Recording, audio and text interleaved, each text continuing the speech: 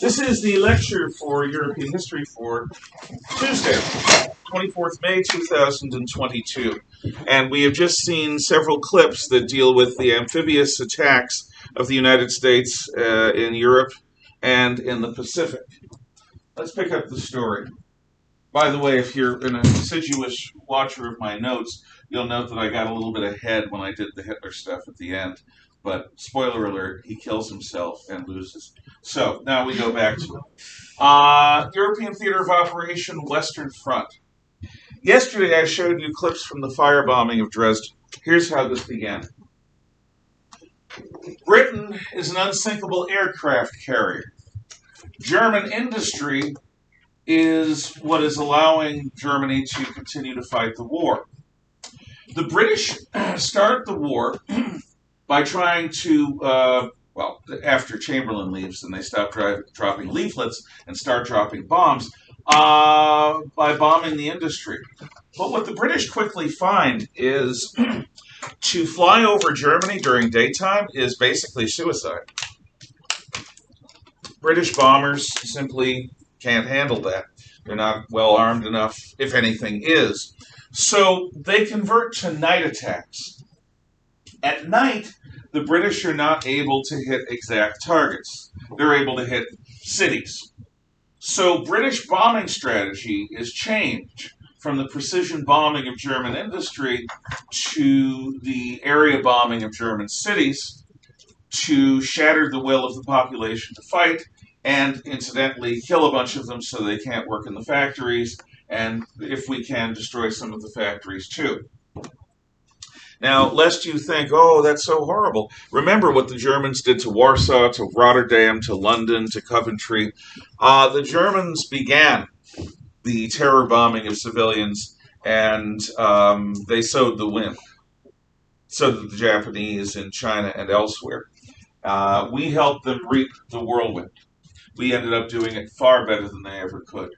They built a bunch of 2-engine bombers that were designed to support the army.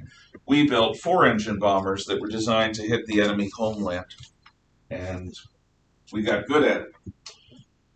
So the British would bomb at night. When the Americans get involved in the war, the U.S. Army Air Forces, what the Land Air Force was called in those days, set up in Britain, the 8th Air Force. The 8th Air Force has a bomber called the B17 Flying Fortress. It's called a Flying Fortress because it's got over 10 50 caliber machine guns. That's a half-inch bullet fired from machine guns. And with each plane having over 10 of them, the idea is the bombers can fight their own way through the fighter defenses to the target, bomb the targets using the precision Norden bomb sight, best in the world, and get back home with reasonable safety. So this is what the Americans begin to do. Ball bearings are essential for all engines, anywhere in this phase of technology. Ball bearings are little steel balls that you put inside an engine, you douse them in oil, and they basically prevent metal pieces from hitting one another. They are part of the system that allows high-powered engines to function. And there are ball bearings plants at places like Schweinfurt and Regensburg in Germany. Now, when our B-17s hit targets in occupied France, Belgium, and Holland, Denmark, they take some damage. But in 1942-43, for the first time, in 42, the 8th Air Force is going to test out its theory of precision bombing in daylight on German targets. At Regensburg and Schweinfurt, American bombers take 50-60% casualties. Now, each bomber has a crew of 10. So we're talking hundreds of bombers destroyed in one day, thousands of men killed or captured. Americans quickly learn that daylight bombing without fighter escorts is suicide. It's bad enough the Germans have flak. Flak are anti-aircraft guns that whenever you see World War II movies and there are puffs of black smoke in airplanes, it's not just black smoke. Those are shells that are fired that are designed to explode with the maximum amount of shrapnel. Shrapnel is torn white-hot metal that gets shot away from the shell's exterior. Shrapnel penetrates the aluminum skin of aircraft, as well as the fleshy bodies of aircraft crew. So each of those little poofs, if it hits close enough to an Allied plane, can kill its crew or destroy critical systems. At the Casablanca Conference, Roosevelt and Churchill agree on the idea of round-the-clock bombing. Americans will find a way to make daylight bombing work. And ultimately, they find that way by developing longer-range fighter craft. P-47 Thunderbolt looks like a flying milk jug, but it has tanks on the exterior of the plane that can be dropped if enemy fighters appear. The Thunderbolt can escort our bombers most of the way to Berlin, which puts parts of Western Germany into range. With escorting fighters, American bombers have a reasonable chance to go into Germany and come out alive. Reasonable. The standard was that a bomber crew would have to, in order to earn leave, would have to survive 25 missions. Most didn't. The first bomber crew that did, the crew of the Memphis Belle, became celebrities because they were the first to survive 25 missions. They later upped the mission count as time went on. Then we developed, with the help of the British, the P-51 Mustang, an American-designed aircraft with a British engine, the same engine that powers the Spitfire. The P-51 Mustang also has drop tanks, exterior fuel tanks that can be dropped in the event enemy fighters come. So you start your journey and you suck off the fuel from your tanks and you drop them, and then you have a full aircraft partway over the target. With the P-51, everywhere in Germany becomes within range. Now, usually what we use are explosive bombs. German cities are largely made of brick, and high explosives will do a pretty good job against brick cities. But we're going to experiment, because warfare is about experimentation. So what if instead of high explosives, we use firebombs, incendiary bombs? German cities have a lot of flammable material. Human body's flammable if it's hot enough. Let's experiment. So we begin using incendiaries in a variety of places, and they're pretty effective at destroying large parts of the city, because once you start a fire, it's hard to stop in the middle of a bombing attack. The city of Dresden is one of the several cities in Germany and Japan that are spared from bombing. Why would our Air Force spare enemy cities from bombing? Well, whenever you're engaged in war, it's prudent to have a few cities that you leave fallow, so that if you want to test a new weapon, you can test it on a relatively undamaged target to see the effects of that weapon. Dresden's a rail network. Dresden's got a lot of refugees. Dresden's an ancient capital of Saxony. And in early 1945, we're going to experiment with a new type of bombing, not just using firebombs supplemental to high explosives. What if we pour, for 2 nights and a day, firebombs on a single target? Can we create a firestorm? This is the question. So, the British come in the first night. Pathfinder bombers identify the heart of the city of Dresden. For the rest of the night, bomber streams from Britain drop incendiaries on the same area. The next day, the Americans come in and drop incendiaries on the same area, going out a little bit. The next night, the British come in and drop incendiaries on the same area.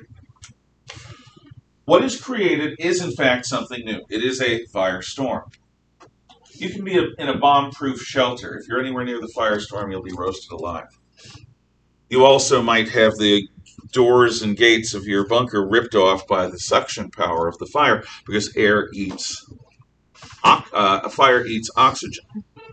So fire draws oxygen in. Anyone who builds a decent campfire knows this. So there are people, and the woman was talking about this in yesterday's interview, that were miles away from the edge of the firestorm that literally were sucked off the face of the earth and drawn into the fire. People half a mile away had their home, the doors of their bunkers open, and they were also sucked out. This is something new. And what is caused is the second highest death toll in all of the bombing attacks of World War II. The only higher death toll is the firebombing of Germany. I'll say that again. The firebombing of Dresden killed the second largest number of people in any bombing attack in World War II. The firebombing of Tokyo, which happens a couple of months later, kills even more.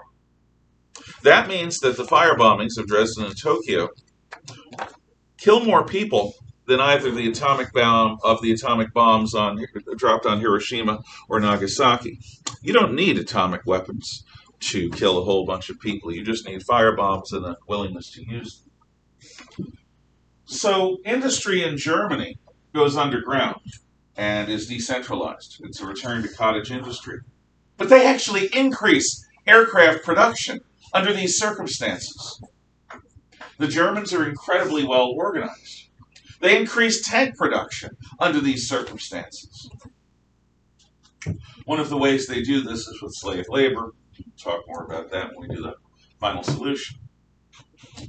But air power alone doesn't win wars, at least not before the atomic age. So eventually, the Western Allies are going to have to land in Europe close enough to attack Germany. Now, the British have been trying to avoid this because they perceive the German army as superior to theirs, and they want to avoid a slaughterhouse. The Russians have been demanding since 1942 that the Allies land in Western Europe. Had the untested American army landed with the mediocre British army in 1942, it would have been a slaughterhouse. There's no question the Germans would have driven us off.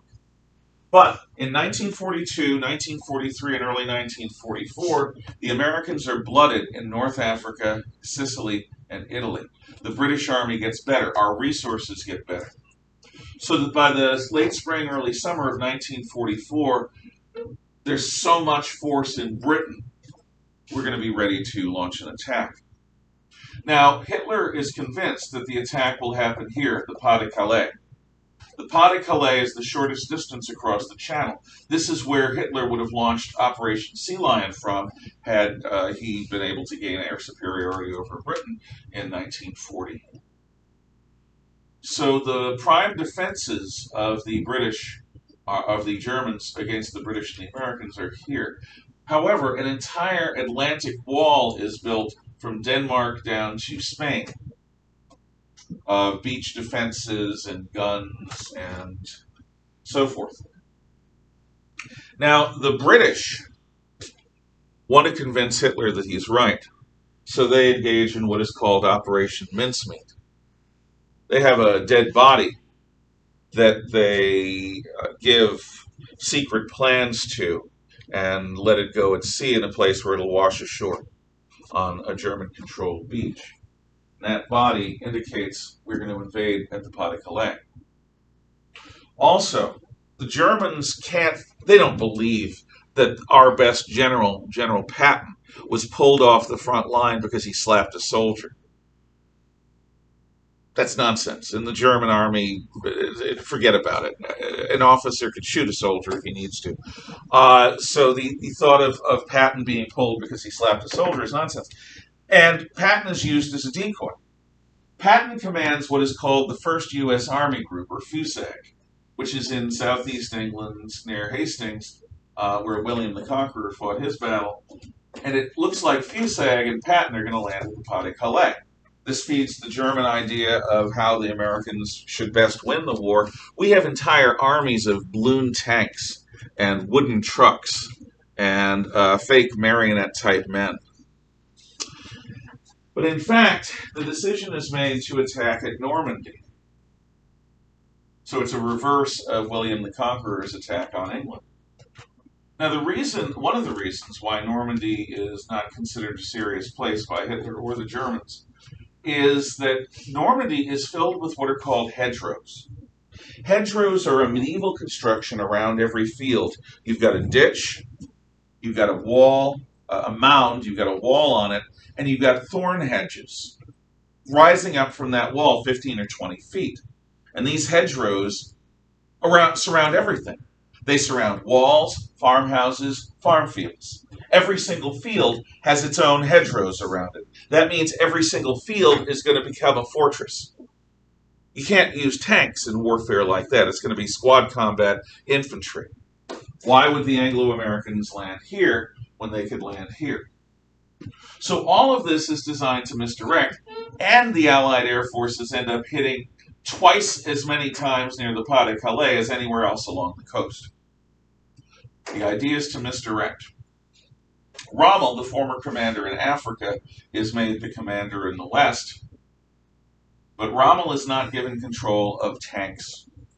Hitler is going to keep tanks in reserve and only move them on his order once the Allies reveal their plan of attack. So, on the night of June 5th, 6th, 1944, actually, on the night of June 3rd, 4th, 1944, British and American troops embark in their ships, paratroopers get ready to fly across and land, and because of rough weather, the attack is canceled, postponed. The next night, Eisenhower has to make a decision. Do we go or don't we go? The weather is bad. However, we have weather reports from Iceland that indicate a brief good phase amidst the rains that'll last a week or so. We could attack on June 5th, 6th, if the weather holds. The Germans are so convinced no attack's going to happen during the bad weather that they pull their senior generals away for a war games conference.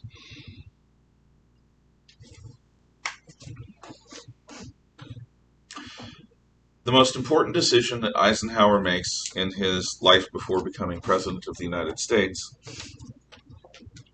is a decision to go for June 5th, 6th, 1944.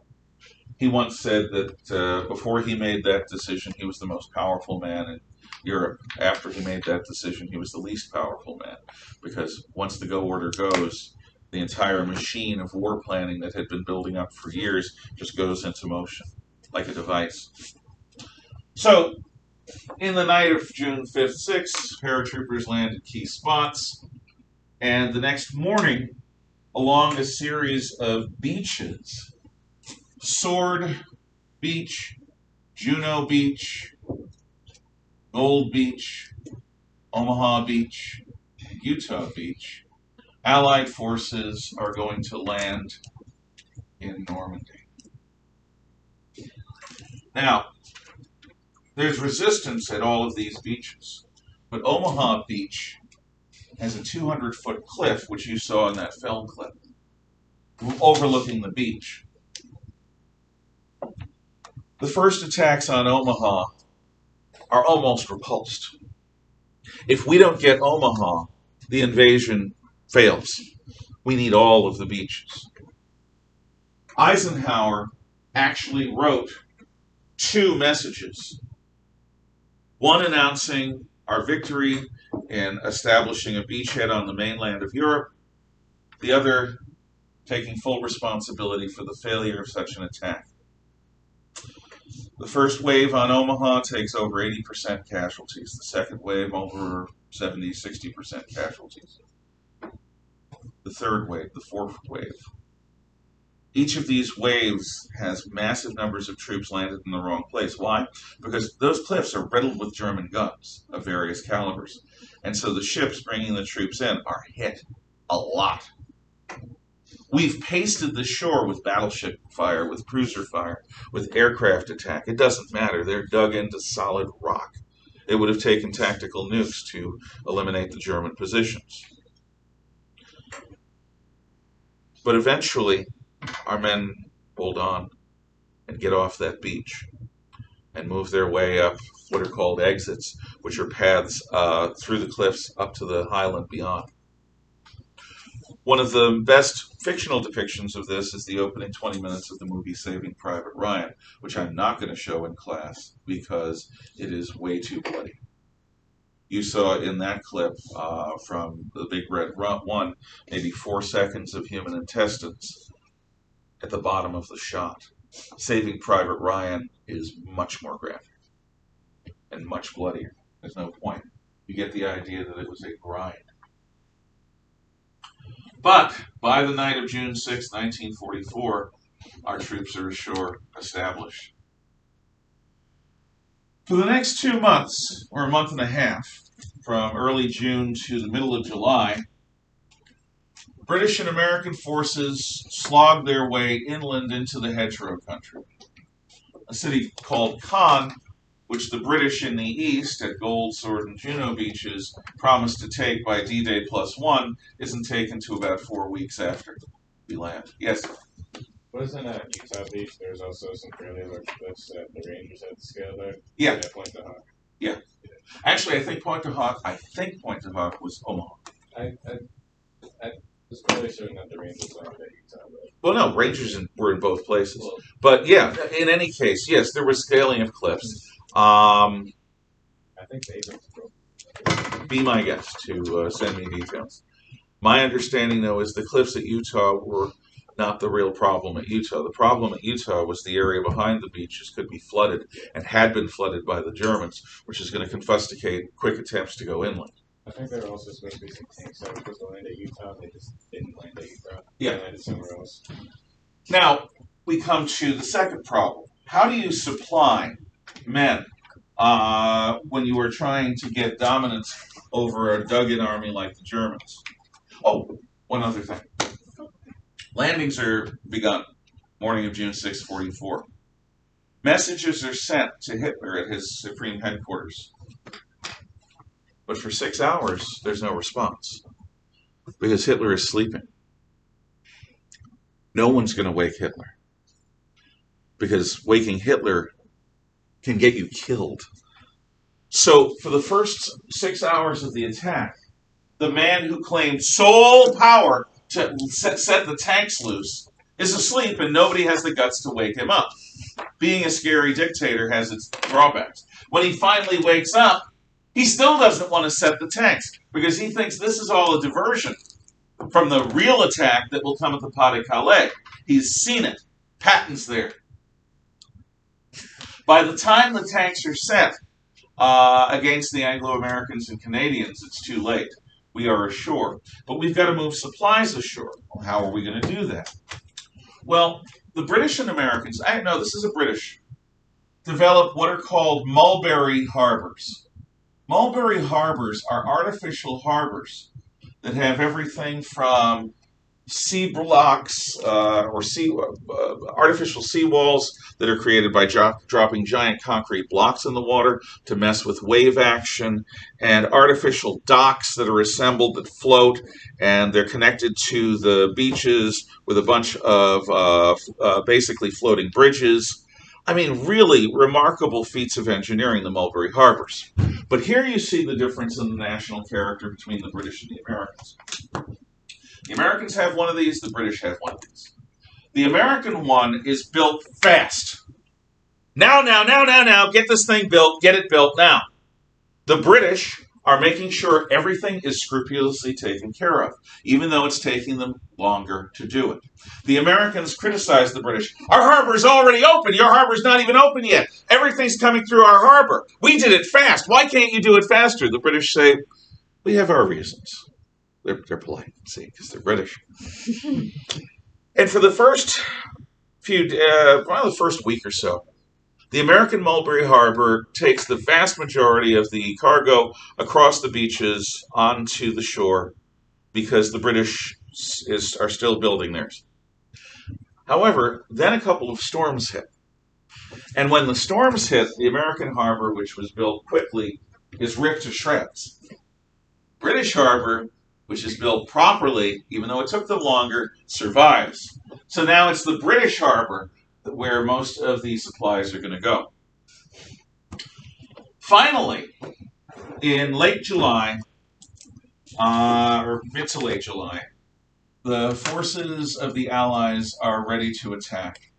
In Operation Cobra, Patton is put in charge of the American Third Army.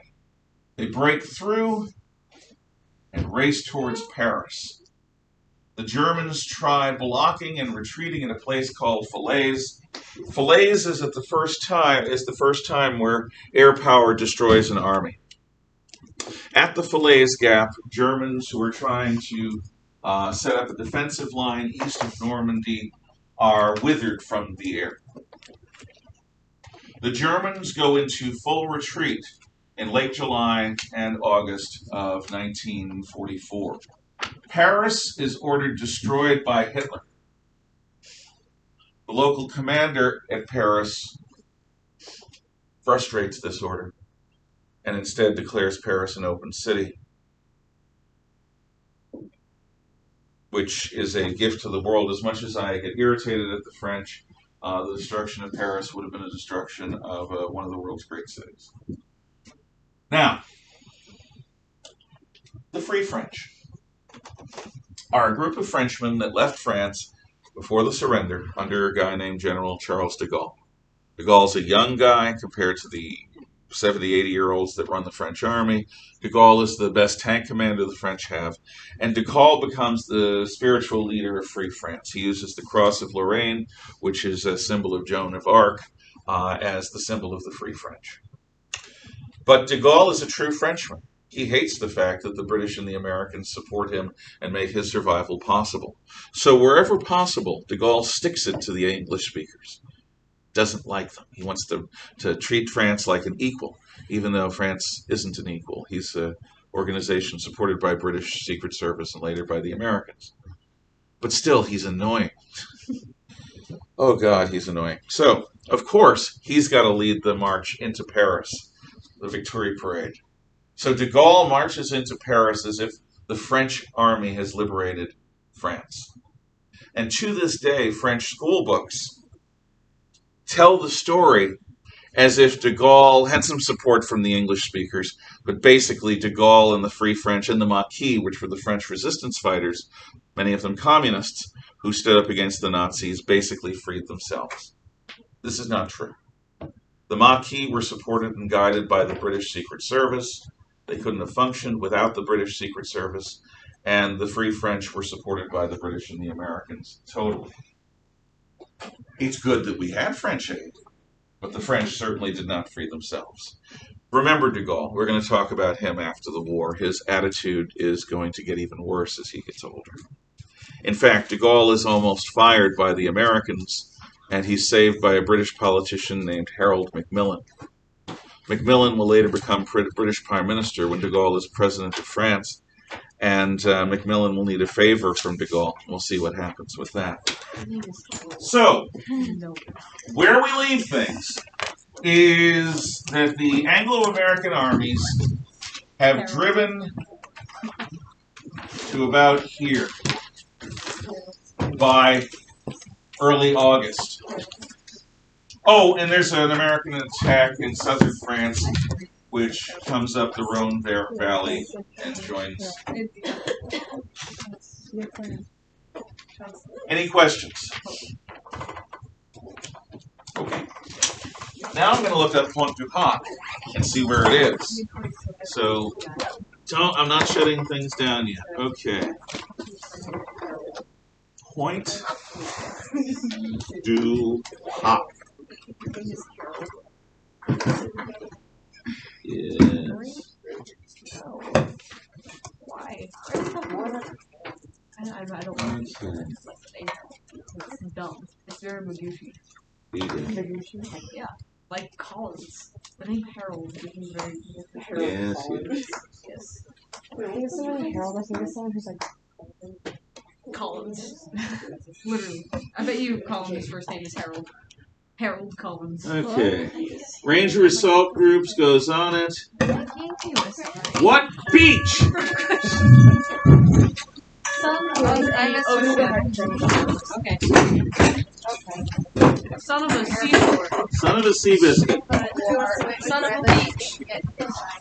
Have we done this Jor-El? Yeah, you too. Ah! It is Omaha Beach! Good. History teacher is right. For once. Bye. That was a threat.